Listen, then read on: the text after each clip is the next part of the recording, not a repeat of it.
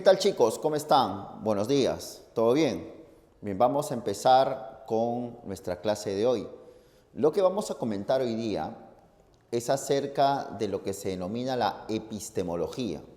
Epistemología viene de la palabra episteme, que significa ciencia o saber supremo. Ya desde la época de los griegos se distinguía entre episteme y doxa, o sea, entre el saber supremo y la opinión. Opinión es decir, por ejemplo, hace calor. Opinión es, por ejemplo, sostener que una bebida es dulce o que el día es agradable o que las frutas son deliciosas o no. Pero si yo digo, profesor, que los vegetales son frutas, eso sería una cuestión contradictoria. Pero si yo digo las frutas son vegetales, se amerita ser denominado un conocimiento verdadero, un conocimiento supremo o una episteme. Si yo digo me gustan las matemáticas, o también puedo decir las matemáticas son aburridas, bueno, son opiniones. Pero si yo digo la matemática es una ciencia y el teorema de Pitágoras presenta las siguientes propiedades, obviamente que estoy enunciando saberes supremos, estoy enunciando un conocimiento superior o también llamado episteme. La palabra episteme fue traducido después con el nombre de ciencia para catalogar aquel saber que es selectivo, metódico, sistemático y que intenta dar una explicación bastante más exacta sobre la realidad, donde tanto los sentidos y la razón se encuentran cultivados, es decir, se encuentran bien adiestrados, bien preparados. Tú sabes que, por ejemplo, yo ahorita me toco la cabeza, siento frío, mi cabeza, o puedo tocar pues, la cabeza de un familiar que veo que está un poquito agripado. Entonces, a ver, ¿tienes fiebre? Digo, sí, tienes fiebre porque estás con calentura.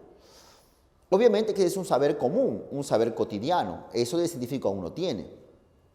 Pero llevo a mi familiar al médico y el médico dice, lo que tiene tu pariente, señor Ortega, es un cuadro de tifoidea, que es una enfermedad, debido a tales características y tales causas. Obviamente el médico saca ese diagnóstico debido a todo un estudio, una preparación, una investigación más rigurosa. De hecho, el científico, el médico, como yo, los dos hemos empleado los sentidos, hemos observado y hemos empleado la razón. Pero es evidente que los sentidos y la razón del médico son unos sentidos y razón mucho más preparado, más adiestrado, más cultivado y por tanto nos ofrece un conocimiento más estricto sobre el fenómeno. Entonces la ciencia emplea los sentidos, sí, emplea la razón también, pero de manera más especializada, de manera más profunda, de manera más exacta si quieres. Ahora, la epistemología no es tanto directamente hacer ciencia. La epistemología es la reflexión filosófica sobre la ciencia. Y como es una reflexión filosófica, la epistemología estudia la ciencia. Mientras que cada ciencia, por ejemplo, biología estudia los seres vivos. Sociología estudia sociedades. Matemática estudia números y figuras. Mientras que cada ciencia estudia aspectos determinados de la realidad, la epistemología es el estudio, la reflexión de las ciencias. Estaría, por tanto, la epistemología en un nivel superior con respecto a las ciencias. ¿De acuerdo? Porque cada ciencia estudia una parte de la realidad. Pero la epistemología estudia a las ciencias. Por tanto, la epistemología está en un nivel superior. Entonces, problemas epistemológicos vendrían a ser acerca de qué es la ciencia, definición, cuál es el método más adecuado para investigar, qué funciones tiene la ciencia, cuál es el criterio que distingue a las ciencias de muchas otras disciplinas. Recuerda que se habla, por ejemplo, de que la religión es una ciencia. Entonces la pregunta es, ¿qué distinguimos a la ciencia genuina de aquellas disciplinas que quieren presentarse como ciencia? Por ejemplo, el trabajo de los astrólogos, de los chamanes, de los parapsicólogos, esos que estudian las almas, que estudian fenómenos que están más allá de nuestra realidad, que hablan acerca de Dios. ¿Ya? Eso es un estudio científico. Entonces, ¿qué distinguimos a la ciencia y lo que no es ciencia? Cuando se habla de horóscopos, por ejemplo. Y también está la clasificación de las ciencias, porque si la ciencia es un conjunto de conocimientos, Entonces estos conocimientos deben ser clasificados de acuerdo a criterios. ¿Me hago entender? Entonces, cuando hablamos de epistemología, tendremos que abordar, por ejemplo, las funciones básicas de la ciencia. ¿Cuáles son ellas? Como ves acá, las funciones básicas de la ciencia son describir, explicar, predecir, aplicar. Fácil, ¿sí o no? A ver, dilo, ¿cuáles son las funciones de la ciencia? A ver, describir, explicar, predecir, aplicar. Sencillo, ¿no? No es gran cosa. Describir, explicar, predecir y aplicar. A ver, rápido, tú que sabes mucho de palabritas y conoces mucho de esto. A ver, sin ver la pizarra, pues obviamente, lo voy a tapar, ¿ya? Porque no veas la pizarra. A ver, ¿qué cosa es describir? ¿Dar causas o dar características? A ver, ¿qué crees tú? Claro, describir es dar causas, no, características. En cambio, explicar es dar causas. Algo muy simple. Por ejemplo, si un astrónomo dice, agarra un telescopio y observa, ¿no? Y dice, la Luna tiene cráteres y montañas. ¿Eso qué es? ¿Explicar o describir? Claro, describir, porque eso es dar características. ¿Sabes? Eso es muy fácil. Lo que dijo Suerto sobre los médicos. Cuando un médico dice, a ver, este señor presenta fiebre, tos, dolor de cabeza, temperatura de 40 grados. Ya, ¿qué está haciendo ahí? ¿Está explicando o está describiendo? Está describiendo. Dar síntomas es describir, dar características, justamente. Me hago entender, me hago entender. A ver, otra. Cuando un científico dice, los terremotos son movimientos sísmicos de alta intensidad. A ver, ¿qué está dando? ¿Características o causa? A ver, los terremotos son movimientos sísmicos de alta intensidad. ¿Está dando? Claro, características. Está describiendo, definiendo lo que es un terremoto. Pero, cuando un médico dice, la causa de la transmisión del COVID-19 se debe al contacto directo de las personas. Es evidente que ahí está explicando, ¿o no es así? Porque está dando las causas. Cuando un científico dice, los terremotos son ocasionados por fallas en el subsuelo, ¿qué está diciendo? ¿Causas o características? Profes, es causas, claro. Por tanto, ¿qué es? ¿Describir o explicar? Explicar, muy bien. Cuando un científico dice, los eclipses son ocasionados por el movimiento de la luna y el sol, que al juntarse forman sombras. ¿Eso qué es? ¿Explicar o describir? Explicar. Qué fácil, ¿sí? ¿Qué es explicar? ¿Dar qué? Características o causas. Causas, ¿no? No te equivoques. Explicar es dar causas. Describir, eso sí es dar características. Muy bien, muy bien. Predecir es informar sobre eventos que aún no ocurren. Te cuento algo. Había usted va a llevar muchísimo en psicología, un gran psicólogo norteamericano llamado Edward Sondheim. ¿Ya? Edward Sondheim es un psicólogo de principios del siglo XX que descubrió muchas leyes importantes para la psicología. Por ejemplo, la ley del efecto y la ley del ejercicio. De seguro usted lo va a llevar muchísimo en ese interesante curso que es psicología. Pero yo tengo entendido que la ley del efecto consiste en que una conducta presenta una consecuencia. Por ejemplo, si un gato, justamente el experimento que hizo Sondheim sobre gatos, si un gato logra salir de una caja, entonces la consecuencia de salir quizás sea un alimento, una lata de atún. El gato come con mucho gusto, ¿no?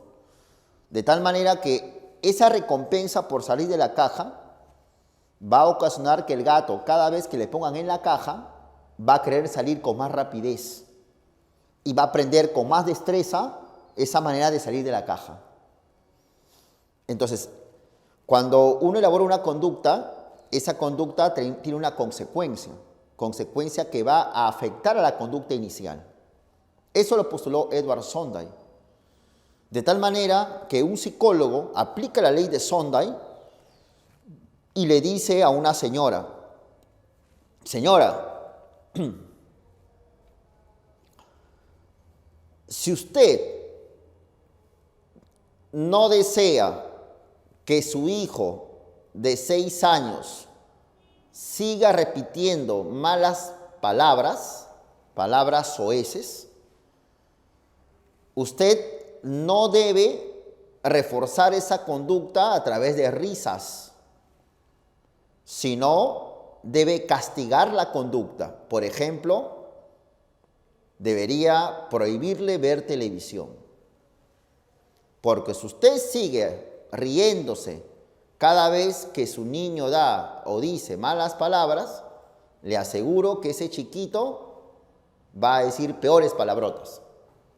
Entonces, ahí el científico, el psicólogo, está lanzando una predicción. Si su hijo sigue diciendo malas palabras y peores, se debe a que usted está reforzando esa conducta a través de risas. Entonces, eso es una predicción. Es cuando el científico, a partir de una ley, se lanza a considerar un fenómeno que puede ocurrir más adelante. ¿Me hago entender o no? Tú sabes, habrás averiguado, que el récord mundial del planeta observado directamente, a ojo directo, desde aquí, es el planeta Urano, que fue observado en Europa a finales del siglo XVIII. Pero resulta que ya con telescopios, porque para entonces pues ya había telescopios, los astrónomos de la época habían observado que Urano, que desde acá se ve como una estrella, a veces Urano se presentaba más grande, otras veces más pequeña. Como que esa estrella, desde acá se ve una estrella, creciera y luego se achicara cada cierto tiempo. Entonces era bien extraño, ¿no? Porque se entiende de que todos los planetas giran alrededor del Sol. Y por consiguiente, de un otro modo, los planetas tendrían que tener una visión desde aquí de forma regular. Pero Urano como que se acercaba y se alejaba, se acercaba y se alejaba, se hacía más grande y más pequeño. Por entonces ya estaban las leyes de Newton. Y tú sabes que Newton es el desarrollador de la ley de gravitación universal, que considera que si un cuerpo presenta un movimiento, es porque de una u otra manera hay otro cuerpo que perturba su movimiento a través de la gravitación. ¿Por qué la tiza lo vemos caer? Lo vemos caer obviamente porque hay una atracción entre la Tierra y la tiza. Pero ¿por qué solo se ve que la tiza se cae y que la Tierra no se mueve? Porque evidentemente la Tierra tiene mucha más masa que la tiza. Entonces, el cuerpo que tiene más masa, de una u otra manera, lo que hace es ganarle al cuerpo que tiene menos masa. Entonces, si nosotros vemos a Urano que se mueve de forma irregular, los astrónomos comenzaron a pronosticar que más allá de Urano había o tendría que haber un cuerpo celeste, otro planeta que perturba el movimiento de Urano. Entonces ahí los científicos, aplicando la ley de Newton, pronosticaron la existencia de otro planeta que todavía no podía haber sido visto desde acá porque estaba muy lejos. Recuerda que el más lejano que podía verse es Urano. Entonces, más allá hay otro planeta todavía. No se ve, pero más allá hay. Ese es un pronóstico, esa es una predicción científica. Ya tiempo después, pasan los años, ese planeta fue observado y le pusieron el nombre Neptuno. Entonces, las predicciones científicas ocurren cuando, en aplicación de leyes, Los científicos intentan informar sobre fenómenos que están más allá de lo que podemos ver, sea porque aún no ocurre, por ejemplo, cuando un científico predice el tiempo en Lima, el tiempo en una ciudad, mañana Lima tendrá fuertes lluvias o mañana Lima tendrá 27 grados de temperatura. Esa es una predicción, aún no ocurre porque es mañana, o porque el cuerpo está muy lejano, ¿no? Por ejemplo, cuando se predice la existencia de un planeta, de un cuerpo celeste, que está tan lejano que no se puede ver, pero se afirma que ahí está. O porque quizás el cuerpo sea muy chiquito, ¿no? Como los químicos, que nos enseñan excelente el curso, nos hablan sobre los electrones, porque tú sabes que los electrones no se ven. El electrón, que tanto estudias bastante, ¿no? Esas partículas subatómicas, los protones, neutrones, ¿no? Ya, eso no se ve, nadie ha podido verlo.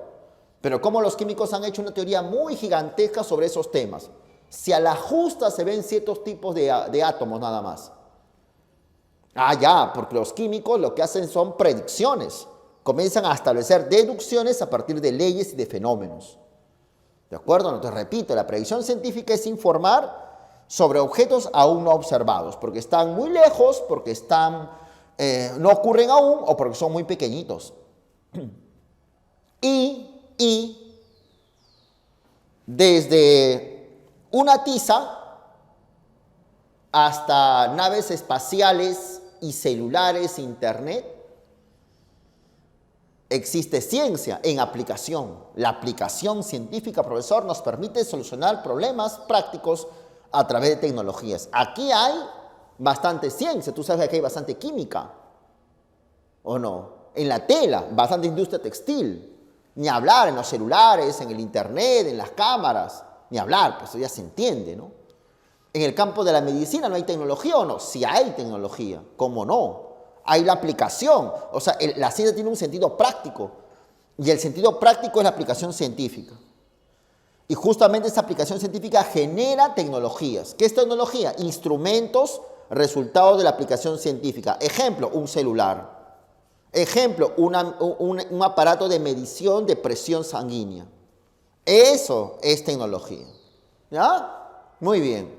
Entonces acá tenemos, chicos, las 4 funciones de la ciencia. Nunca te olvides. Describir, dar características. Explicar, dar causas.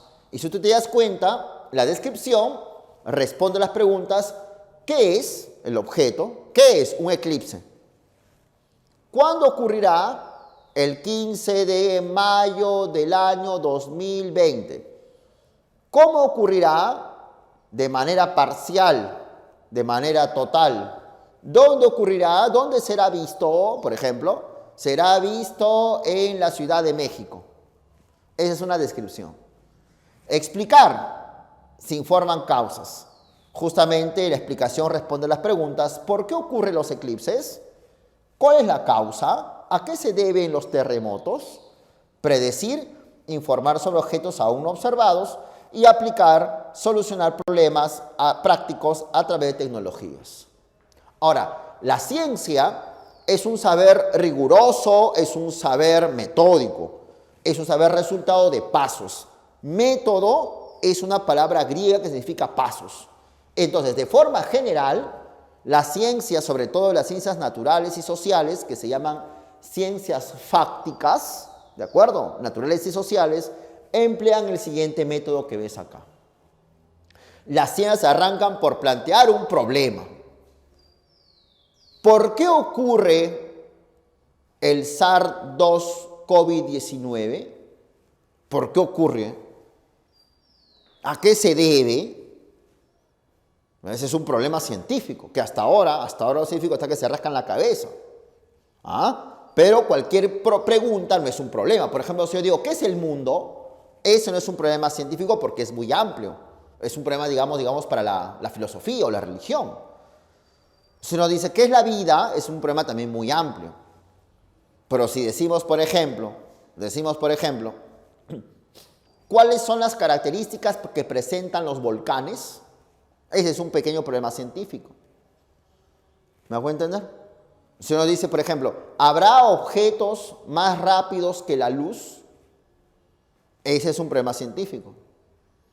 ¿Cuál es el elemento químico que permite la construcción de celulares? Ese es un problema científico. ¿Cuál es el método más adecuado para curar la histeria? Es un problema científico.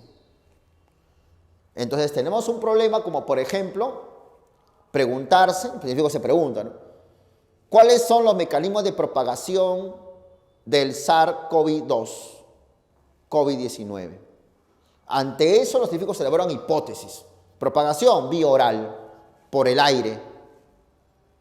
También han dicho vía sanguínea quizás, o vía urinaria, por los orines.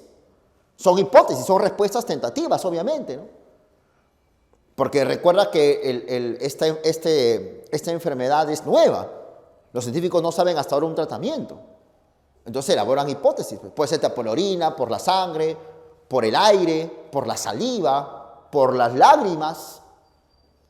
No se sabe.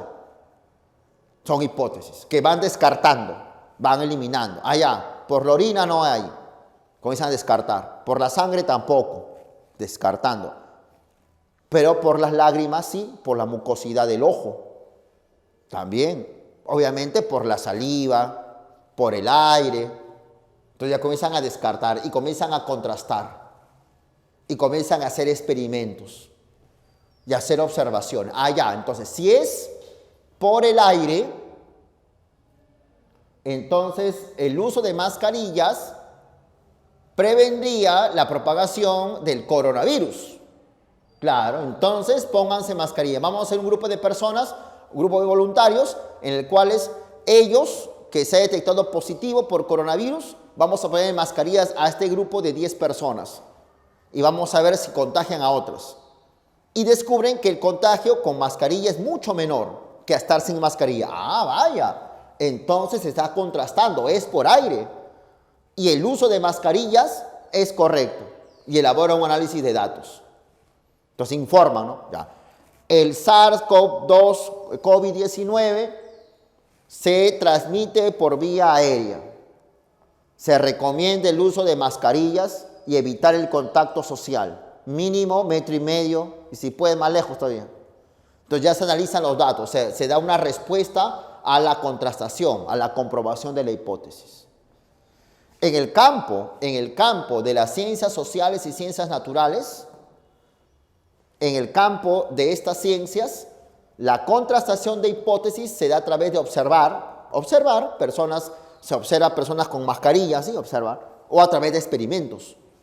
¿Cuánto se está experimentando ahora para encontrar una vacuna contra el coronavirus, ¿no? Hasta hay voluntarios, ¿no? Tú sabes que en San Marcos estaban hasta hace unos días ya admitiendo personas que voluntariamente se están probando la vacuna contra el coronavirus que han traído desde China, ¿no? Los chinos han elaborado una vacuna y lo están probando acá en el Perú.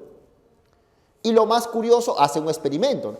Porque de esas personas que se han venido de voluntarios, digamos que sean 100, no a todos le van a inocular la vacuna, sino, digamos, a 50, a un sector. Los otros 50 saben que le van a meter un placebo. ¿Sabes qué es placebo? Simplemente una sustancia inocua, una sustancia que no hace daño. O sea, a unos se le pone la vacuna, digamos, verdadera, digámoslo así, y a otros, nada, un líquido más que no afecte nada. Ahora, y la pregunta es, ¿y por qué, profe, a esos 100 que han ido, por qué solo la mitad le han metido la vacuna, a la otra mitad le han hecho la mentira y le han puesto placebo? ¿Qué es un placebo? Digamos, una sustancia inocua que no hace nada. ¿Por qué? Justamente para evaluar el resultado. Quienes saben a quién inocularon la vacuna y a quienes inocularon un líquido cualquiera, obviamente son los médicos, los que están haciendo el experimento. Pero las personas que reciben eso, nada, no saben nada. Entonces lo que van a hacer los médicos es preguntarle a todo el mundo, a todos esos 100, cómo se sienten. Entonces, sí, doctor, me siento bien, me siento mal. Entonces, a partir de eso van a comparar, pero es extraño, ¿no? Porque los que tienen el placebo, porque este señor, Juan Carlos Pérez Gálvez, le hemos inoculado un líquido que no es la vacuna, pero se está sintiendo bien. Pero entonces la vacuna no está haciendo efecto, ¿no? No está haciendo efecto. ¿Por qué? Porque se está sintiendo bien solo, sin vacuna. Es también hacen eso para comparar el resultado. Eso se llama un experimento, es algo deliberado. Ya, una vez se realizó el experimento, ya saca un resultado que sería el análisis de datos, ¿no? ¿Cuál es el efecto de la vacuna? Si realmente la vacuna sirve, ¿no? Interesante, ¿no? Han hecho una vacuna, han sacado una vacuna en Rusia ya hace unas semanas.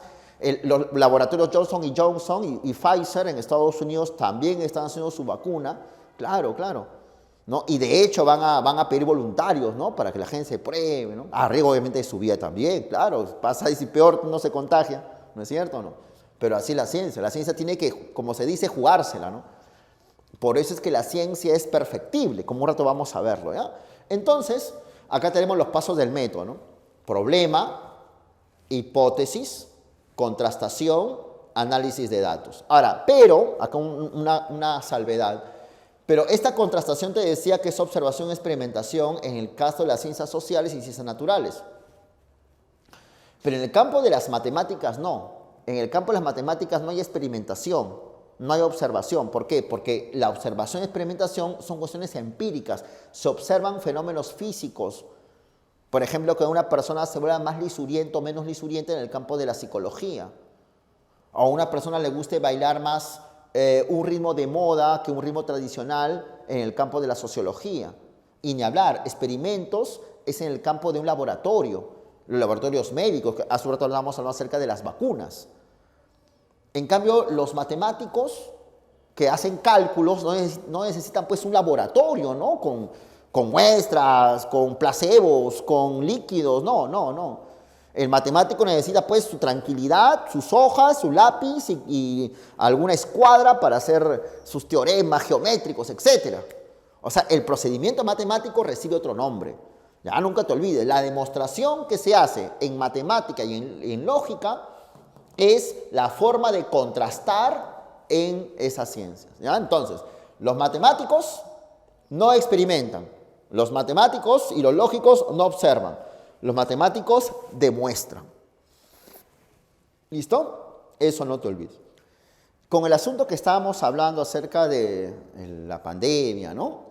Nos damos cuenta cómo los científicos son selectivos. O sea, en la medida que avanza la investigación científica sobre este tema, los médicos se van especializando sobre las distintas ramas de las enfermedades, ¿no? En sí mismas, ¿no? O sea, va a haber ya especialistas médicos que saben muchísimo sobre cuáles son las causas, los medios de propagación del coronavirus. Hace un año no habían tantos especialistas. Ahora un grupo de médicos se están metiendo mucho en el asunto. Imagínate las distintas ramas de la medicina que hay, ¿no? Profesor, yo voy a medicina, pero dentro de medicina hay un montón de especialidades. La ciencia es selectiva. Imagínate las distintas ramas que hay acerca de la ingeniería, ¿no es cierto? Un montón de ramas, ¿o no? La ciencia es ingeniería civil, mecatrónica, electrónica, eléctrica, de sistemas, minas, petróleo, naval, aeronáutica, un montón. Entonces la ciencia es selectiva. En la medida que avanza el tiempo, la ciencia se va especializando más y más y más y más, aspectos más particulares de la realidad. ¿Qué estudia la biología? Seres vivos. ¿Qué estudia la matemática? Números. Muy distinto a la filosofía, ¿no? Que nos da una visión general de las cosas. Pero también, profesor, ¿uno puede hacer ciencia como le venga la gana? No, o se sigue pasos. Se sigue pasos.